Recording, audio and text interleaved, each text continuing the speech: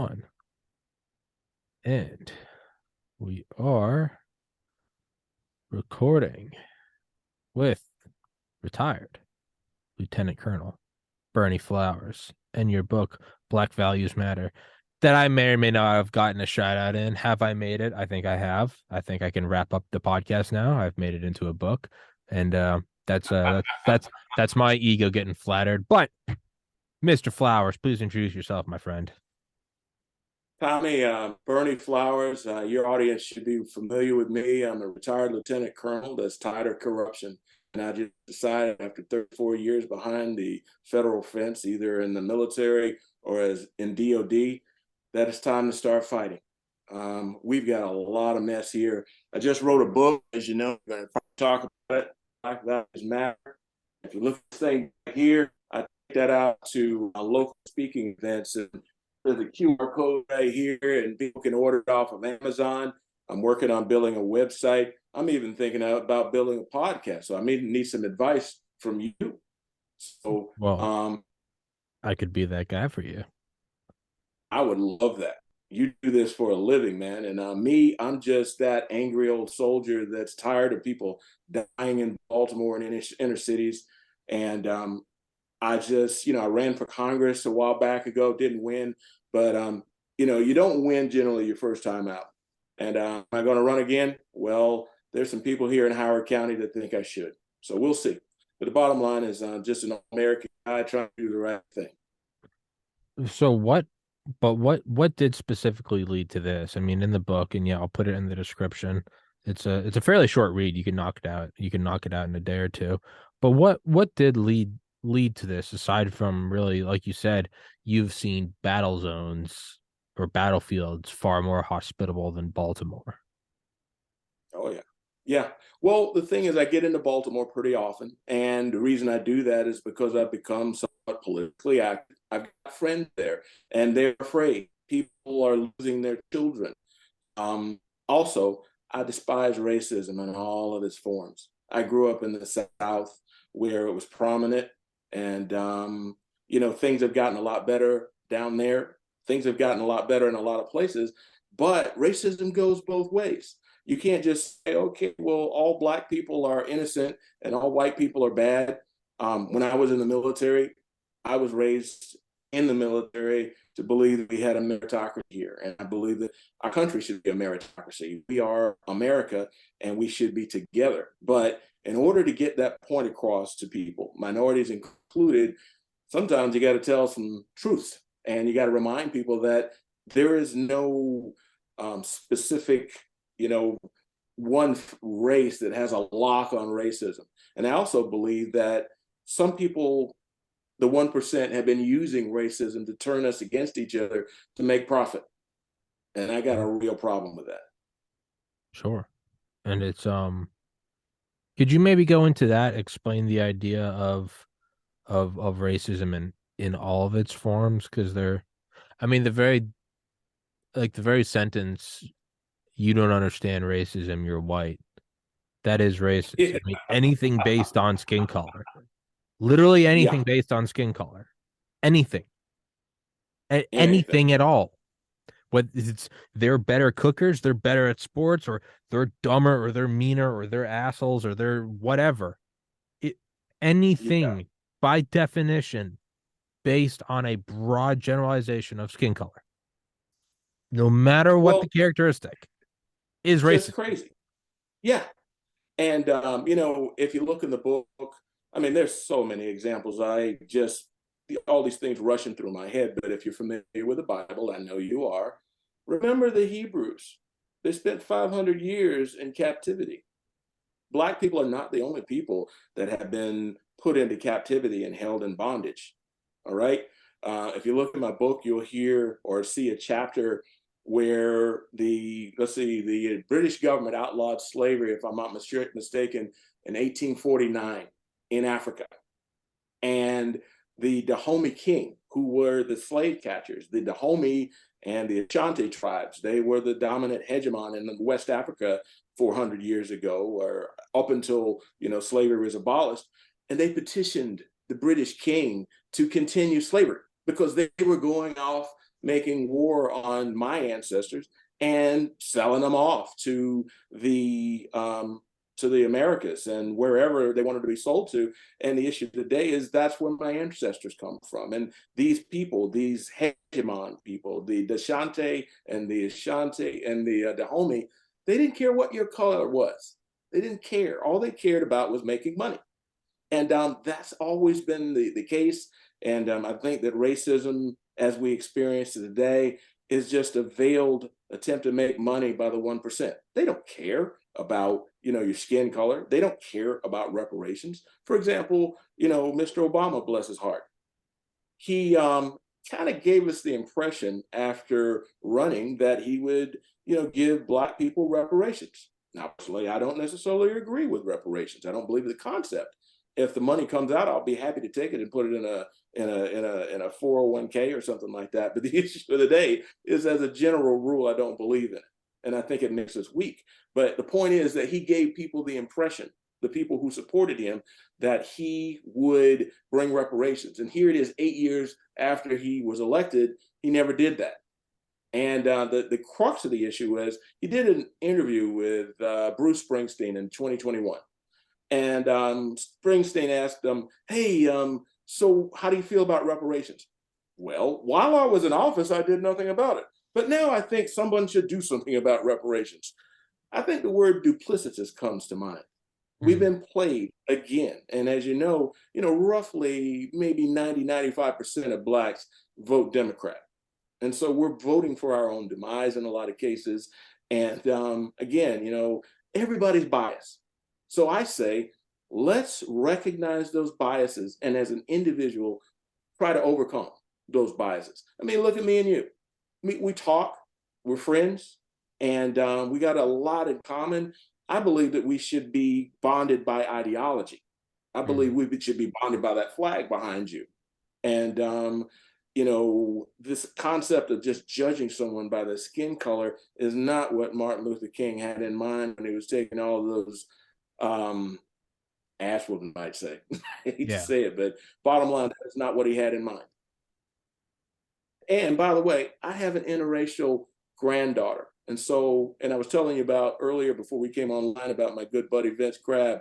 We went to the desert together. He's my battle buddy, and he is just as white as you. Yeah. He saved my life a couple of times. So if somebody insults him, they've insulted me. Yeah. And it does kind of seem like it's more of a mode of control than anything. Is at the bottom of it all is just divide and conquer. I mean, right? I mean, you mentioned in the book LBJ's famous line, and like that was in the 60s. Where are we now? It's been 60 years, and that ain't some conspiracy. That's a sitting president who said that. Yeah, definitely. And his deal was chase the male out of the household. You divide up the family, and now you got an entire generation of 2 generations, actually, and in some cases 3 of families without a male influence. And let's not forget Mr. Biden, who put so many people in jail with his 1994 crime bill. And now you've got entire generations of families that don't know a male influence. You've divided up the Black family, and these kids are out there killing each other because they don't understand what a man is supposed to be like. There's supposed to be restraint and strength, not acting wild and out, as they say. And there's 337 murders in Baltimore last year, and we're on the way. 4:00 in the morning, there was a double murder on New Year's Day at 4 in the morning, and so we're well on our way to another 300 a total of 300 plus murders, and that's been going on for more than a decade. I think 15 years, and just a lot of corruption in the inner city, and somebody's got to do something about it. Can I fix it all? Not alone. But we got to change the attitude. We got to change the thought process. And we got to change this idea of you don't look like me, so we can't be friends. That's bullshit. Excuse my language. Can I cuss? You can say whatever the fuck you want, dude. I love it. What is the actual way to tackle this? And I've been to Baltimore a handful of times, and it does seem like, you talked about it, getting cut off in line and not going to the the restaurant and how many people missed out on a tip and the government misses out on the tax revenue. I've been a government. I've been to Baltimore a handful of times. I really have no intention to ever go again because I just feel like I'm always, no pun intended, but like just around the corner from death. Like that's how it feels when you're there. You get the little notifications on your phone and it's like zero point 0.7 miles away. Someone was just stabbed in the neck and you're like, I'm not fucking leaving this house. And when I do leave, it's a beeline to the highway. Is there any actual way to reform Baltimore, or is the monster too big? I will never think the monster is too big, but there's an old saying: how do you get out of a hole? Well, the first thing you do is Stop stop digging. digging. Yeah. And I can't fix it overnight, but awareness is the way to start. There's thousands and thousands of thousands upon good people in Baltimore that are afraid. And there's an old saying, keep your mouth closed in Baltimore. So when things happen, people see things all the time, and they don't turn it into the police because they don't trust the police. And the police force is 800 people down. So in a city that large with 800 police officers, there's going to be a lot of crime that goes without seeing. And can I fix it all? Well, we just got to change the attitude. And I look at, like, for instance, Marilyn Mosby. I mean, she's been, former state's attorney, just got voted out. Thank God for that. People commit crimes, and she just lets them off. Huge marijuana bust that the cops, spend months setting up, and then they let them go. And she's been voted out. There's a new state's attorney. I forget his name, but let's give him a chance. I hope he has the people's best interests at heart. But there seems to be just a malaise going on right now, not just in Baltimore, but in all the major cities, in Chicago, Atlanta, New York, you name it. And the truth is, the way I see it, the George Soroses of the world, and we know who he is, they're encouraging and giving money to these liberal defense attorneys and creating more crime. And I can tell you that, I've driven through Baltimore many, many times. I'll do it again. And, it's routine for me to be there. But these gigantic buildings, buildings built by government funding for the people, and then something happens and the people can't move in. So you got homeless folks running around here in this brand new building with a beautiful facade boarded up. And how come that keeps happening over and over and over again? On the other hand, you've got over in West Baltimore these gigantic, beautiful old townhouses that need to be renovated, and they could take families as well. But some of the people that I know that are flipping houses, as they say, renovating the houses themselves while they live in it, the Baltimore City Code is Byzantine. They can't make any money off flipping these houses. So people are moving out, and those who can afford to. So the tax base goes down because people don't want to go and invest in Baltimore. So, and it's not just that, it's the inner city all over the United States, and it's getting worse and worse and worse. But yet you got folks like Black Lives Matter saying it's your fault because you're white and you're different than me. And I call a bullshit flag. I say, look, we got to work together. We got to give every individual the benefit of the doubt. And, this idea of just, blaming somebody because they have a different skin color, that's kind of this woke nonsense that seems to be permeated by all this ESG. And a lot of people are low information voters. They don't understand the concept that corporate America is about to take us into a recession, and they make money off of all this. And, there's money in poverty, so I don't know if I answered your question, but the thing is, we got to change the attitude. We got to get some good people, as I say, honest people. We got to get rid of some of this corruption, and it's deeply rooted, going back to the 50s and 60s. And folks got to reclaim their neighborhoods one at a time. And if I can help lead, that's what I'm going to do. How do you think it keeps perpetuating though? Like There's why? money in poverty. Yeah. Well, then why? You And mean I'm just playing the devil's advocate to you. Um, if it seems that the powers that be or that the entrenched financial interests want it, it kind of seems like it's a self-accelerating black hole. it is a self-licking ice cream cone.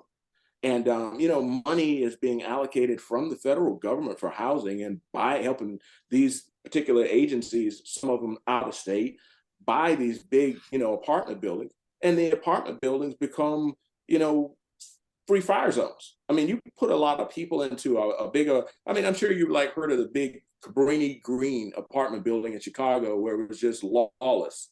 And why not take those houses in West Baltimore and those townhouses and renovate them and let everybody have their own little piece of Baltimore, as opposed to putting people in apartment buildings where people are afraid to come out, because the cops don't want to go into those places once they get inside and get locked down. I mean, it becomes dark and scary, and it's not a good place to raise kids, that sort of thing. But yet, the real deal is these people that are in charge, these people with all the money, they want people herded into those places like that, and then it just becomes a bad place to live. And there's a lot of good people in Baltimore that are trying to do something about it. But on the other hand, we haven't had a conservative slash Republican mayor in Baltimore since 1967. So Jesus. why are we continuing to vote for our own demise? That's the problem. Now, it's easy for me to talk. I live in Howard County, which is somewhat semi-rural. I'm 20 minutes away from Baltimore. Howard County is one of the most affluent neighborhoods in the entire United States. It ran, Beltway community around the Pentagon. Okay, got it. And we were able to afford that, but that doesn't make me less responsible for my fellow man. And America has been very good to me, and now it's time to give back. And I've chosen to do that. And when I talk about this book, if anybody reads it, and a few people have bought it, I've gotten a lot of good 5-star reviews on Amazon. I think I've hit a nerve, and I'm not the only one. I mean, people, I was out, I go out to these various speeches and various clubs, and I've done about 3 or 4 of them so far, and I've gotten a lot of positive responses. Did I answer your question?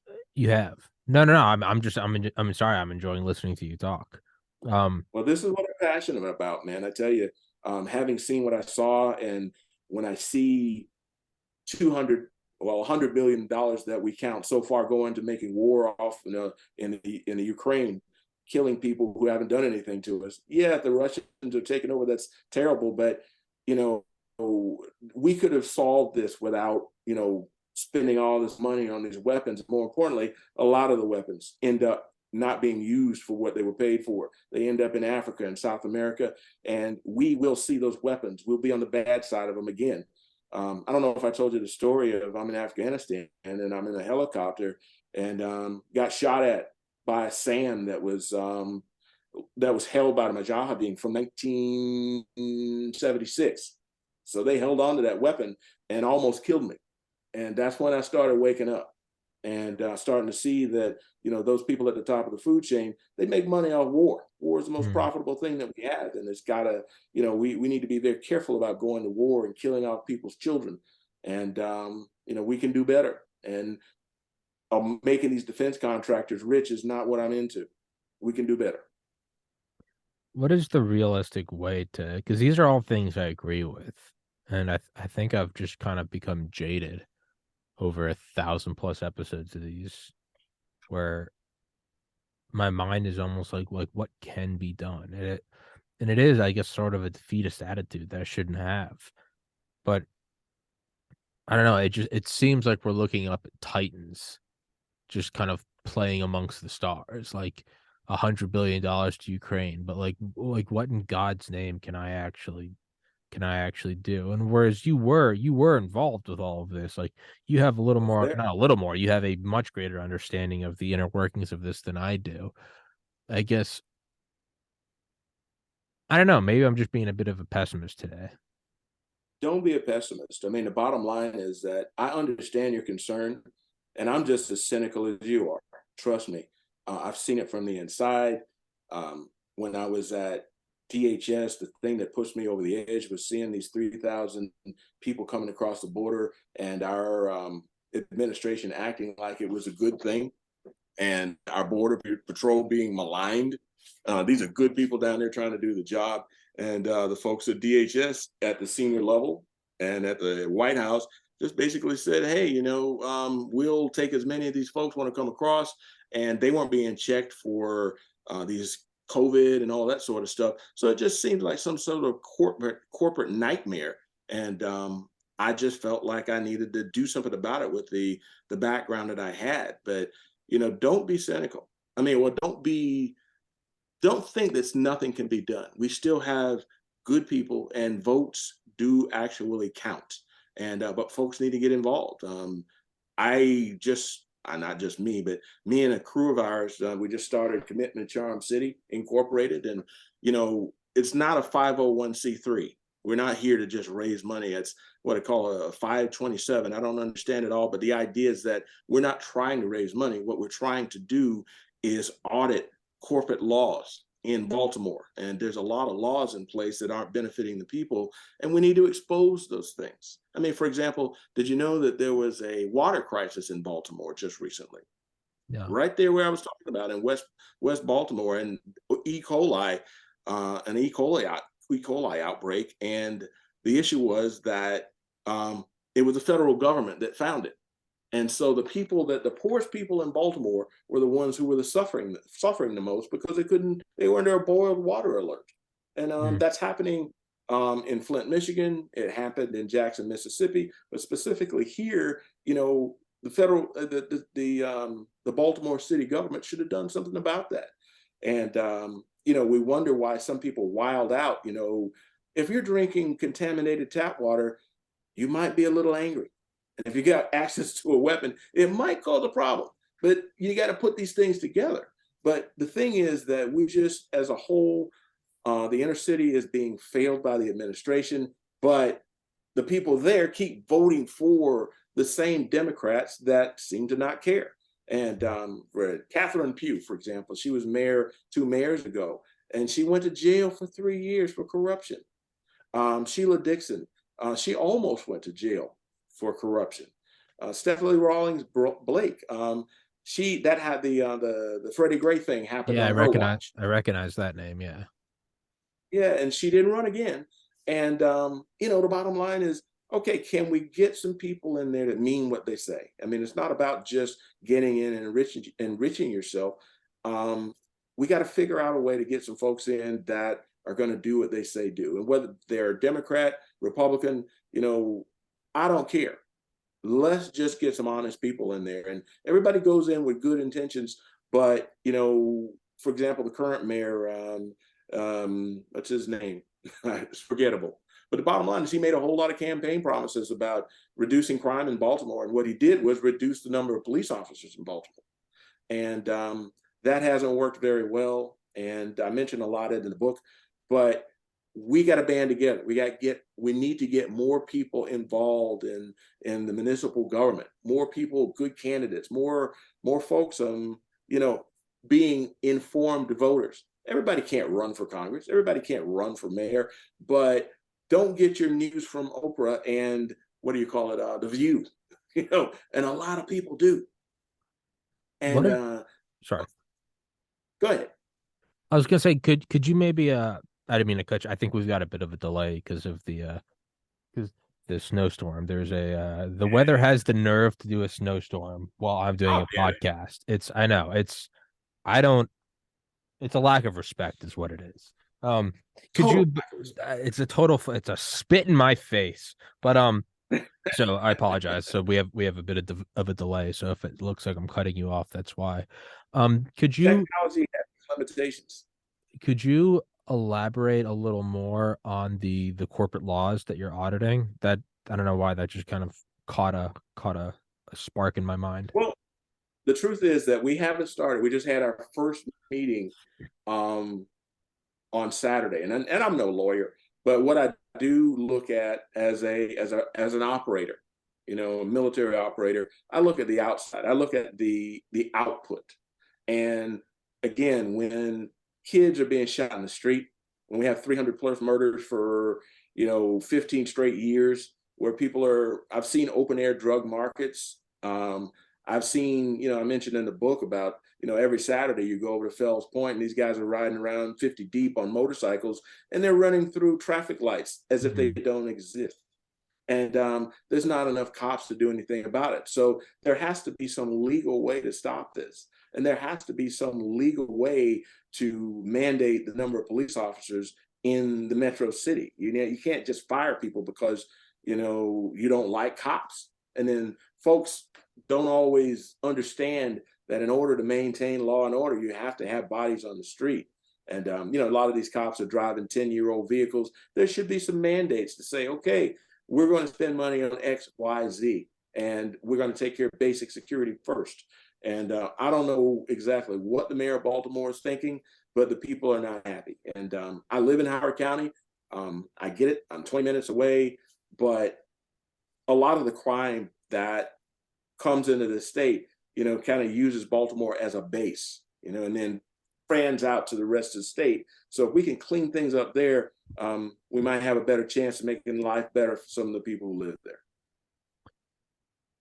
This is kind of, I guess, a simplistic answer, but I mean, is the answer almost just to like ramp up the police force? I mean, because it seems that almost kind of seems like a game of whack-a-mole. Like, well, yeah, if you start using force, then you're going to give people a legitimate reason to hate the police. Whereas now it kind of seems to be a bunch of a bunch of commie motherfuckers just defund the police and collapse cities. But on the other end, like you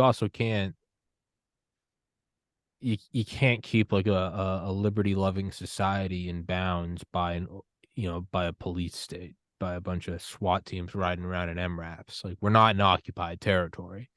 But I and this is totally agree with you. like, what is there to do? My simplistic, I guess, one track mind is like, there's a problem, beat the problem. Like, roll in the cops, like roll. But that also doesn't. You can't. That's the fine line between like a free society and a safe society. Is like, by that logic, we should have SWAT teams and National Guards on every street corner of the country. But now you have a police state, and now you have a much bigger problem. You don't have low level crime, but now you have a top down dictatorship that you'll never break free from because they have a $700 billion budget.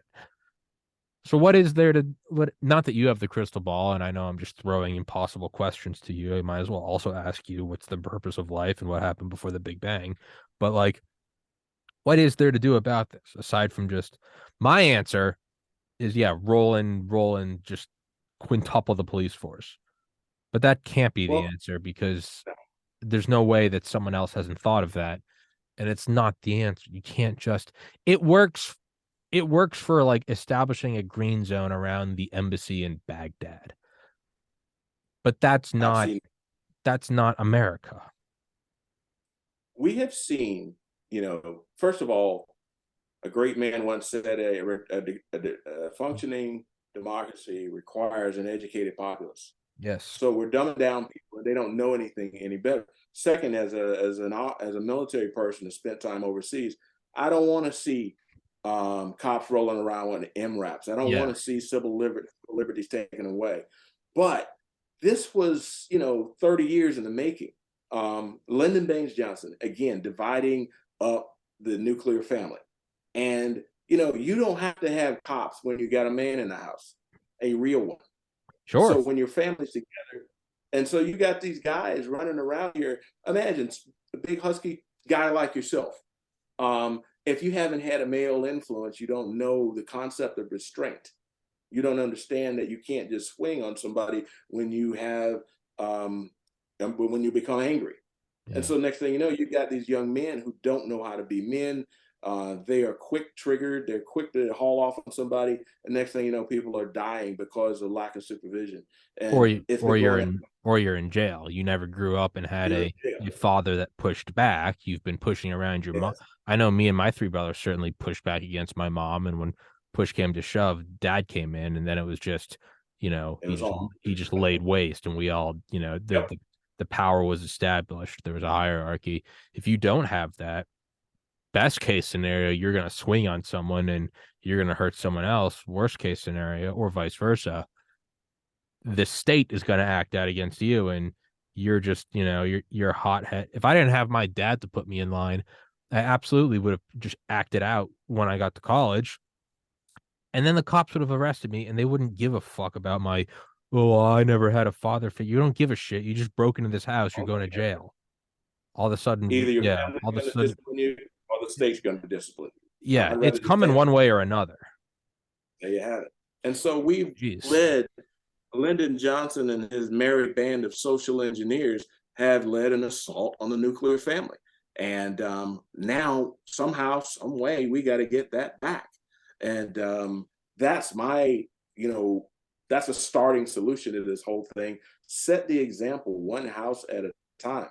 And I'm not perfect, but I can say that my children are reflective of how I raised them. They've done well. You know, they're not in the house, and you know, they got their own jobs doing their own thing, and that's what you want. Everybody doesn't have to be a PhD, but if you can just be self-sufficient, that's great.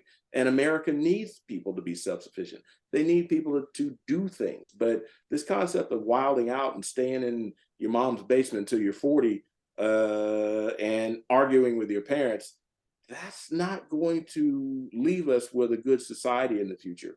And the demographics are against us, and you know, we just got to do better. And just you know, hearts and minds. That's what we're after. Just like in the military, at some point, if you can convince people to do things or at least the way we want them to do them, you don't have to fight them. Hmm. And again, this family's 3, 4 generations deep in the city that are, you know, still living off Lyndon Baines Johnson's Great Society programs, and they just simply haven't worked. And we've got to acknowledge that the system is not working for us and change it. And Hmm. I'm an advocate for that. Let's make some changes. Kind of like that quote about dieting and working out. You can either suffer the pain of discipline or suffer the pain of regret. But either way, you're Amen. suffering. Choose which one you want. But you're suffering either Yeah, way. So you might as well do the one that gets something out of it. It's there you go. yeah, you have the iron fist of a father figure in one form or another. Yeah. It's not, and if the entire country doesn't have one, well then you have it in the form of another country that comes and runs the table on you. You know, another thing I wanted to bring up is the concept of victimhood. Our modern society, go back to Lyndon Johnson, go back to this woke ESG stuff. The deal is that we're teaching our children to be victims, and that Mm. somebody else is supposed to fix things. And at some point, as an adult, you got to learn that you got to be self-sufficient. I mean, look at you. You're what, 32, 31, 32. and you're doing your thing. You got a nationally, you know, broadcast podcast thing that I'm very, very proud to be a part of. And people know your name. And some of the people that have been on your podcast, like Dr. McCullough, I mean, who gets in as a guest? You know, wow. That's the first time I'd ever heard of you. And it was because of him. Oh, all And I right. was like, that's pretty cool.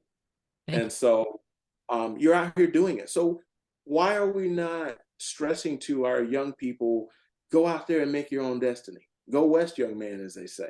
you. Hmm. And I took my turn to go in the military, and I became a better person for it. And now I can sit here on your podcast and pontificate, but I am not going to stop there. I'm going to get out and try to make my version of America work, and try to bring some people along with me. And that's why I ran for Congress. I was out last week at one of the Republican events and trying to recover the Republican Party, and people saying, "Hey, you should do this again," you know. And if I can raise enough money, because this is what this book is all about. I don't want to be beholden to some special interest who's going to write me a check, because once they do that, they You're get done. behind you, Yeah. you're done. Say goodbye to your soul. Yeah. Say goodbye to your soul. And I kind of like my soul. So my way is writing this book and trying to get a few people to buy it. And if we can get, you know, enough momentum going, maybe we can make a run. And it's not just being a Republican. I'm a conservative. And I think conservatives are what makes this country work, whether they be Democrats, independents, or whatever. I mean, this whole drag queen story time, for example. How is it that grown men can walk into a library or a school and talk about sexual things with kids, and we let them do that? That's not conservatism where I'm coming from. And I'm going to do everything that I can to bring that to a halt. But we got to pay attention, because we are being attacked from those who want to damage our society. And I can tell you that, you know, TikTok, owned by a Chinese company, and they in turn work for the Chinese government. They are not our friends. They're trying to destroy us. They can't beat us militarily, so they'll beat us through information operations. And a lot of people don't understand that, but I do, and you do too. I think you do need to start a podcast. I really do I, because you no, I'm being dead serious, right? Because there's only so much you can say in a book. You can only depend on so many people to read a book. And from what you're speaking from is you're not right, like it or not, no one's gonna want to listen to me, a white guy who's never lived in Baltimore, pontificating about the problems in Baltimore, right? You just why would you? I wouldn't. I wouldn't want. I because you're wouldn't. smart and well read. But I wouldn't want to listen to me talking about something I know nothing about, right? But you are obviously a black guy. You have served in the military. You have taken responsibility for your life and you have lived and continued to go through Baltimore. I think you need to start a podcast because there's really only so much you can say in a book. There's really only so much you can, and then even on my show, sure, you can come on my show, but there's only so much you can say in that amount of time. And then there's the constraints of, well, you're on for an hour and you're scheduling it and you're subject to my whims. And again, even then you start to get these constraints about, well, I got to get it all out in this hour, not just you, but any guest, right? You have this block of time on this show. I got to get it out versus when it's my show, I can just put my feet up and like I can walk out any idea I want. And if I don't get the idea out today, I can walk it out a little farther tomorrow. And it might take a week, it might take a year, and I can thread it through as many shows as I want to, and I can flesh it out and polish it and deliver it. But that's a luxury I have because it's my show and I can do whatever the fuck I want, whenever the fuck I want. Right. Even that, even the decision to just say I'm just dropping F bombs this episode. I can just it's mine to make what I want. I think you should start your own because in the process of fleshing these ideas out and thinking aloud, you will actually start to reach other levels of ideas that you didn't even know you had. But it's only by starting to like you have this idea in your mind of I'm going to talk about an apple and I really want to talk about this apple. And then you do a show and you finally start talking about the apple. And as you're talking about the apple, you're also talking about the plate that the apple's sitting on. And when you're like, well, hold on, and you start talking about plates, and then you're like, then you start talking about the dishwasher, then you start talking about like the history of plates and porcelain and china, and you go down this whole rabbit hole of elaborating what's really on your mind, and you can often only do that, like anything, through repetition and through like a thorough unfolding of it. So that's my pitch to you for why you should start a show because there's something that you want to get out that I think you have maybe, and this is all obviously my humble opinion, that you have maybe just started to scratch the surface of, and you've put it into your book, and we broach it on when you come on my podcast, but even that's limited to what you've been on here 5 6 times. Like, make your own thing, and it will unfold, and you will more eloquently and more efficiently verbalize what's really on your mind. Does that make sense, or am I just screaming like a maniac? Tommy, if you will advise me, I'm dead serious about it. I will advise you. I will I be your advisor. I will drag you right down into the pits with me.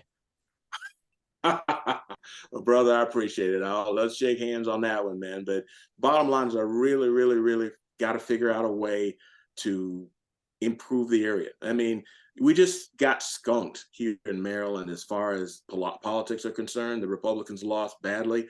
I will say that they didn't play fairly. On the Republican side, they put in somebody against me. I was running in Carroll County and doing well, and the Republican Party establishment decided that I wasn't their guy, so they put in not only one but like four candidates in, Yeah. and we all lost to Dutch Ruppersberger. We got skunked. We got like 30% of the vote.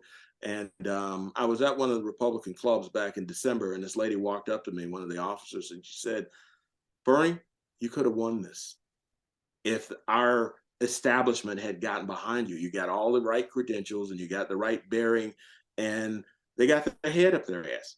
And this is a woman talking to me. I didn't know her that well, but I know her well enough to know that she was one of the stalwarts of the party. And in the meantime, we ended up with a losing the several legislature seats, and now we got a Democrat governor who is going to raise taxes on us. And I know he's got some ties to BlackRock and that sort of thing. And most people don't even know what BlackRock is. Yeah. So um, it's not a good situation, but we got to keep the fight up. And uh, I believe that voting helps. I believe that you can still win, but folks have got to get smart. And I'm not saying that you got to be the staunch Republican or anything like that, but we got to protect our kids. We got to protect our schools. If we don't bring our children up the right way, America is doomed. And I see a lot of negative things happening in the school board, a lot of things happening, in the school system that we should be guarding against rather than allowing. I mean, there's school. What was this book called Gender Queer? I don't know if you're familiar with that, but basically teaching kids. You can look it up on Amazon. The term is gender queer, and teaching kids how to do its sexual stuff.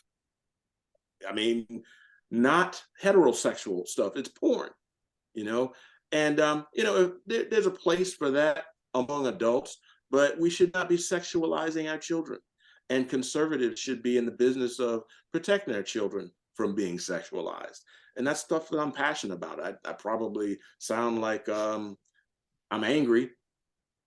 Maybe I am just a little angry. How did we get to this point where our kids can't go to school without being groomed? Hmm. And a lot of people just send their kids to school and they just say, well, their education is the teacher's fault. Well, there is a need for people to be involved. And here in Howard County, we don't have so much of a problem with that. People are involved, they get involved with the school board, that sort of thing. Great. But in Baltimore, in some of the less affluent areas, not so much. And things are a little bit tougher because people got to work a little harder. They're not running around, with these six-figure jobs and such. They may have to have two jobs in order to make ends meet. But in the meantime, the kids are not getting everything that they need. So it's kind of like a vice. You're being squeezed from both sides, and we need to give these people some help. They're trying, but they're being squeezed, and the if I'm not mistaken, there was like a $10 million deficit in the Baltimore City school system to where they did an audit, and there was $10 million missing. And how can you run a school system where money is missing? And it just gets complicated. I don't know if we have time to explain all of this, but it was in the Baltimore paper. I could send you the results of the audit done by the state auditor. And most people know nothing about that here. And it's happening all over America. And there's just a lot of people that are getting the short end of the stick. And I just want to, try to make things as fair as possible for everyone. And another thing, I know I'm talking fast, No, no, and I'm keep not, going. No, keep but going. the money should follow the kid. The term school choice. The school boards in most of these areas, most of the liberal school boards are totally against school choice. And I think that parents should be able to take that, let's say $22,000 per year that is being allocated to the school system for each student, and take that money and send it to the school of their choice for the kid to get the education. If one school is failing, then take the responsibility to take your other kid to another place, but make sure that that money follows them. And Yeah. competition is a good thing when it comes to schools. I think again, this is why you need to start a show is even something like them flooding the field with a bunch of other candidates. That's you that's being forced to play on their field Yeah. versus you can kind of almost do extra credit work, if you will. You can just go build your own platform. Like that's the reason why like the powers that be hate Rogan so much because he's not beholden to anyone. He's not on a network. He's just fucking talking Love whenever that he guy. wants to. Yeah. And it's like, He's my second favorite podcaster. yeah, that's oh, stop it. But that is something that you can do is you can kind of just hold a middle finger up and just build your own platform. and you can garner your own audience, and you don't have to take like the sanctioned podium. The you don't have to go work within their systems. You can just say fuck you and talk about whatever you want. And if it's the popular idea, then people will follow you. And like you don't need to worry about whether or not the system gets behind you, whether or not the GOP establishment gets behind you, or whatever you want to run as. It's you can go out and I mean, it really is sort of like a meta manifestation of everything you're talking about, of taking the reins on your own, building your own thing, learning it as you go. It's a baptism by fire. You got to figure out how to use a webcam and a microphone, and you find guests and you get better. And the early episodes are just clunky and awkward, but you work it out and you smooth it out. It is sort of a kind of putting your money where your mouth is. I think you should do it because you can circumvent all of these gatekeepers. If you talk about the things you want to talk about, and then instead of telling me about school systems and auditors, what you do is you find whoever wrote that article, and then you interview the Yeah. investigator, or you go find someone that actually works in one of these apartment buildings, and they find it and they show it to people. You can get the actual people on the ground. Like that's what I do when I want to talk about something. I don't run my stupid mouth about it. I go and I get someone that's directly involved with it. I go get a Delta Force guy or a doctor or whatever. I don't know how you get all these guests, but you You get them. just send them emails. That's how you do it. Yeah. You Google their name and then you add this 2 words, contact information. Once you find it, about 1 in 20 will respond to you. 19 will just say fuck off or they just won't reply. But then you get them on and you build up a library and it starts to hold its own weight. And then as you get the library bigger and bigger, your yes rate goes up. It's very quite easy. I'm not kidding. Anyone can do it. I've been doing it for 3 years now, but it only looks like I know what I'm doing because I've been doing it for 3 years. But it's 3 years of making shit up and faking it every single day until one day it appears that I know what I'm doing. Well, I think I'm going to copy what you're doing because I Do really it. feel passionate about this. Do it. And it's a, as they say, broadcast. You're mass communicating, and Yeah. you're putting people dreams out there and giving them a chance to respond. So yeah, I like what you're doing. And now that I'm retired, I got You got nothing no but free excuses. time. You got no No excuse. excuses. And you're friends with Yeah, me. I'll walk you right that's through true. it. I Oh, I I like the sound of that. I learned this shit by just trial and painful error. You didn't even have to Yeah, do that. I'll walk you through it. And then, but no, but that's the other. It's like, what's the most like you gave political speeches, right? There's a limit to the number of people that you talk to, right? You're at a restaurant or a fucking what country club or some shit talking to people. There's a limit to that. There's no limit to this, right? This I know that. episode might get 10 views. It might get 1,000. Yeah, yeah. Yeah. I've seen, and I watch you. And the other guy, not McCullough, but the other doctor that you were Dr. talking to Malone. the other day. Yeah, yeah, yeah. Those guys are awesome. And being an angry, unvaccinated person like I am, you're singing music to my ears. You know, and what I went to, the 18th of January was my anniversary from leaving the federal government, and it feels good. I almost feel somewhat justified because I didn't take the vax and they were pushing and prodding and all this sort of stuff trying to get me to do it. And that was a factor in me leaving. I walked away from a gang of money and a gang of power and a really nice office. Do I miss those things? Not enough to not having left, because now these people who have taken the vaccine Just drop them dead. are somewhat speechless. They're yeah, man. That guy, that football player the other day, 22 years old, and he didn't even take a hard hit. And we're going to see a whole lot more of that, and a lot of that is not being broadcast. So I don't want to make anybody angry or anything like that, Sure. but pharma, big pharma, and big tech, and all these people are making all this money, and they really didn't go through the normal process for vaccine trials. So I took my risk, and I'm still here to tell the story. I didn't die. Imagine that. Shocking. Yeah, they don't give a fuck about you. I don't know why. I don't know why anyone in their right mind thinks that the corporate greed that we have known factually exists for hundreds of years. there's just like a form of amnesia that just started 2 years ago that said, now it's not here anymore. Well, if you notice, all the television advertisements are from Pfizer. Paid for Brought by to you by Pfizer. Pfizer. Brought to you by Pfizer. And as I remember, 5 years ago, they had to settle the largest The corporate single lawsuit. biggest pharma law or pharma lawsuit. Yeah, 3.2 billion. And we trust these people? But the I don't. people that are pushing it harder than it's fucking bewildering because the people that are pushing it harder than anyone else are the same people that 12 years ago were occupying Wall Street. Rightfully so, Yeah. because there was a bunch of wealth aggregated in the hands of a tiny few. When did it become a And liberal idea to defend the state? I thought, what happened to don't trust anyone over 30? Turn on, tune in, drop out, take some acid. What happened to that? what Now it's like the Gestapo knows best. Yeah, I question everything. Nobody gets a pass in my world.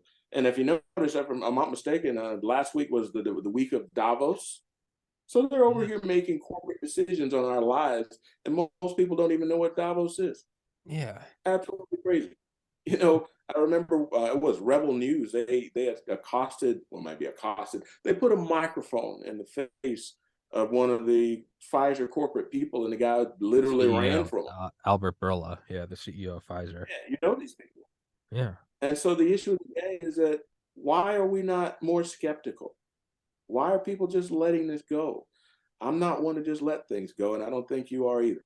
So maybe I need to start that podcast. Start it. And then there's like a moment there not a moment, but there is a process of truth. If Mm-hmm.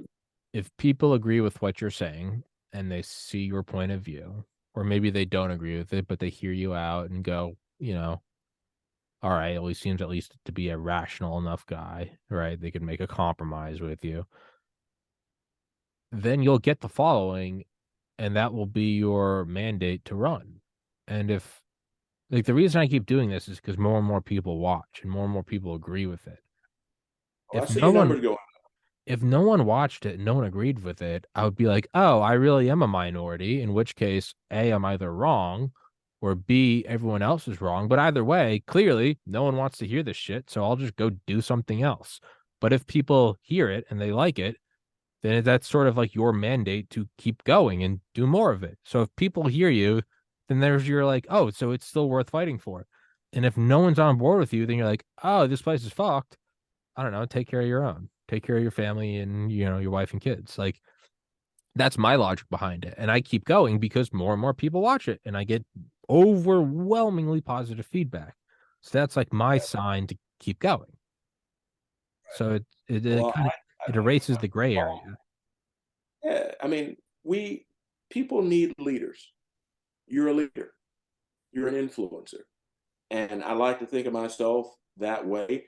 My intention is, get rid of some of this corruption. And we got to bring a light to that. I mean, the best disinfectant is sunlight. And we got to bring some of the sunlight to this corruption. And that's the only way I know how to do it. So podcasting would be a good tool for me, I think. I think you should start. Truly just start. It's a You're gonna fumble and stumble your way in the beginning and it's gonna be awkward and clunky, but if you stick to it, you flush it out and it becomes smooth. First thing I got to do is get me a cool American flag like what you got. That's like a Walmart flag I got like 6 years ago. You can go get any flag, yeah. Just They start look with great. thank you. You just start with literally start with whatever camera you're using right now. Just whatever computer Mm-hmm. webcam you're using right now. And as it gets bigger, move on. You can invest more money and buy better shit. It Yeah, really is. You have access to the internet. That's all you need. Like there's no barrier to entry. Just start. I like it. I Especially like if it. you want to, if you're gonna run for office again. I can't imagine myself. I have no desire to ever run for office. But if I did, you almost have to start your own thing because otherwise Yeah. you're subject to all the other gatekeepers of welcome to this show or you're on this platform, but you gotta no, you just start your own thing. This is just the equivalent of being like your own crazy person screaming in like the town square. Just Well, let me ask you, being that you're a professional in this thing with Steven Crowder and what's his name, Ben Shapiro. What's going on there? Do you have any idea? I don't even know that there's a thing going on. Well, from what I understand, I know both Shapiro. those names. Is there a thing going? Oh, let me Google it. Well, they're both conservative pundits, and somebody offered somebody else some money to join in. I think it was Ben offered Crowder some stuff, and Crowder said it was slave wages, and now they're throwing barbs at each other, and it's pretty interesting to listen to. But I don't understand it all deeply, but I just figured you would know since and you're in that circle. Ben Shapiro, Stephen Crowder, feud gone wild, clash over. Oh, this is probably all fucking fabricated, right? Well, a scandal is always right. It's in Yeah. music and anything. It's always good to have unless it's a legitimate beef of like people that hate. They're both, yeah. Ben Shapiro and Crowder, they both have their own conservative media. This is all horseshit. That's my 2 cents. It's horseshit. Oh, The very fact that you and I are now talking about it, and I Googled it in every news article, is that this is free PR. See, they're smarter than that's me what because I'm trying to have they genuine know. discussions. What I should be doing is starting beef with Bernie. I should have you on here and be like, so why are you a white supremacist? And you're like, what the fuck? Like, that's what would get views. But instead, I have the gall to try to have a rational conversation like a dipshit. I should be out here Oh, I should be starting shit. I should be saying that Ben Shapiro bombed my house last night and Steven Crowder killed my dog. That's what I should be doing. why do Hey, people love negativity so much? I why do don't they? get it. I don't know. It's our chimpanzee reptilian mind. It's we want from the vast majority of the history of man, we've just been living boring lives, just gathering wheat and starting fires. And then someone comes in and they're like, did you hear Sheila cheated on Bill? And you're like, OMG. But our minds are still wired for it. So we're in this hyper advanced world with 747s and Uber Eats and microphones and Xboxes, but we still have these just dipshit brains that are like, drama, drama. And that's what it is. And that's what they're doing. They're plugging into it. And that's why, Bernie, they are getting Mine is- 8-figure checks. And I am stuck in a bedroom screaming at a camera. They should Your be your money's coming. tutors, not me. Your money's coming, trust me. But I just figured that you would know the real skinny, and you just explained it to me. It's all bullshit. I have no idea what's going on. I will look into it after this because I am a stupid chimp. Now I'm Don't interested. don't Now, fall for it. now I'm like, It's what's just going on? Why are they mad at each other? What is this? All the while not paying attention to the tenth of $1 trillion going in black weapons to Ukraine, which is just ending up in other war-torn nations. Steven Crowder, Ben Shapiro, angry. We are yeah. falling for it. That's We're falling for the bread and circus, Bernie. Don't do it. yep. I should know better. I should know better. You brought it up on But my. You're an agent of them, aren't you? You brought this shit up on my show. You're sidetracking it. You bastard. look at me. I The shouldn't whole even brought that up. the whole book is bullshit. This was a Trojan horse to get on here, and you got a check from Shapiro, didn't you? Don't know him yet. You motherfucker. Don't know him yet. I should have smelled you a mile away. No, I don't know what's going on. Maybe there's something real. I don't know. But I do know I that don't know, man. They were I throwing mud at each other, and I was thinking these guys were the new conservatives, and they're full of shit just like anybody else. I do And that's know that whenever there is drama, like warfare, making money, somebody's there making is some money. somebody's cashing in on this. We think it's conflict. I guarantee you they're looking at all their metrics, they're tracking their views, their clicks. I guarantee you they're noticing a little bit of a feud bump in their profits. They're Everybody gets pocketing paid. some extra greenbacks. I'm not I making feel them. shit. I'm not making shit. I should be emailing them saying I will take sides. I will be a mercenary in this war of drama. Give me a Throw patient. some shit at them. There you go. Throw some Tell them money at that. me. I will Yeah, I accuse like I will make false rape accusations. I don't give a shit. that. You're funny, man. That's why I like being on this show. We can just shoot the shit. If you Yeah, were here having a beer with me, we'd have the same conversation. that's that. Well, that is, I guess, what I do like about this is there is no like, and we're here with today with Birdie Flowers. Tell you about his. No, it's it starts with a serious conversation about crime in Baltimore and it ends with me accusing Steven Crowder of raping me. It's because this is what we're talking about. It's the same shit whether or not the camera's on or off. And that is Divide and conquer. that is what I do have though, is like I can go to bed knowing that on like a more serious note, I can go to bed knowing that I'm me, that there is no, Yeah, you didn't sell yeah, out.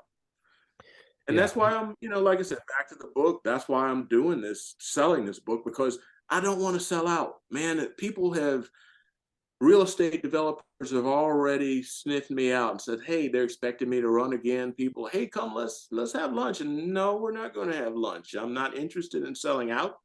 I got a mission, and 100 years from now, all this won't matter, but I will know that I did the right thing.